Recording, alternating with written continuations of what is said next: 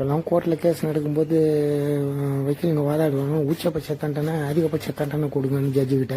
ஜட்ஜும் சில டைமில் உச்சபட்ச தண்டனை கொடுத்துருவாரு. அக்யூஸ்டு கன்விக்டட் சொல்லுவான், ஐயோ இது எனக்கு ரொம்ப ஜாஸ்தி என்னால் தாங்க முடியாதுன்னு சொல்லிட்டு கர்ணப்பெட்டி மனு போடுவான். இந்த மாதிரி கடவுள் ஒருத்தருக்கு தண்டனை கொடுக்குறாரு. அவன் சொல்கிறான், ஐயோ ஐயா சாமி இது என்னால் தாங்க முடியாதுடா சாமி, இது ரொம்ப கொடுமையானதுன்றான். யார் அது? காயினுக்கு கடவுள் தண்டனை கொடுக்குறாரு. அவன் சொல்றது நியாயம் ஒரு விதத்தில்.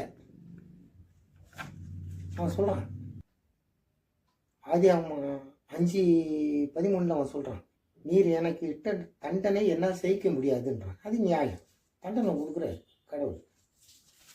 ஆனா மோசைக்கு வேலை தான் கொடுக்குறாரு. அவன் அந்த வேலை கிடைக்கலையேன்னு அல்லாடுறான், பொறாமப்படுறான். ஒருத்தன் ஒன்றும் மிரியாமும் பொறாமப்படுறாங்க. மோசம் இல்லை. கர்த்தர் என்ன மோசைக்கு தான் வேலை கொடுப்பாரா, நாங்கள்லாம் செய்ய மாட்டோமான்னு அவன் பொறாமப்படுறான். கர்த்தர் எங்களுக்கு வேலை தரலையே, மோசைக்கு தானே கொடுக்குறாருன்னு பொறாமப்படுறான். கர்த்தர் அவனை அந்த அளவுக்கு அவனை ஒரு வழிகாட்டியா, இஸ்ரவேல் மக்களுக்கு வழிகாட்டியா ஒரு பெரிய பொறுப்பு வேலையை கொடுக்குறாரு. அது வேலை. அதுக்கே அவன் என்ன சொல்றான் கர்த்தர்கிட்ட,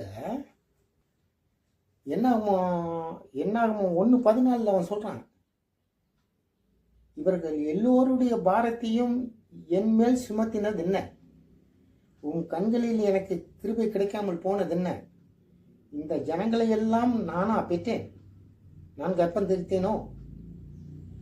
இப்போ நான் அவன் கேட்டுட்டு அவன் சொல்றான், என்னாகும் 11:15 அவன் சொல்றான், இந்த ஜனங்கள் எல்லோரையும் நான் ஒருவனாய் தாங்கக்கூடாது, இது எனக்கு மிஞ்சின பாரமாக இருக்கிறதுன்றான். வேலை கொடுக்கும்போதே அதை பாரம்னு நினைக்கிறான். கர்த்தர் சொல்றாரு, யாரை நான் அனுப்புவேன், அறுப்பு மிகுதி வேலையாட்குள்ள கம்மி.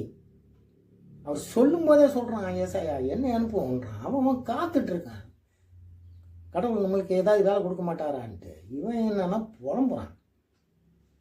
நம்ம அந்த மாதிரி இருக்கக்கூடாது. கடவுள்கிட்ட கேட்கணும், எனக்கு வேலை கொடுங்க சாமி, உண்மை நான் அறிவிக்க வேண்டும்,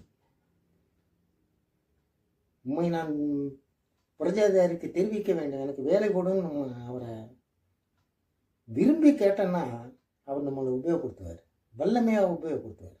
அதில் ஒரு சந்தேகமும் கிடையாது.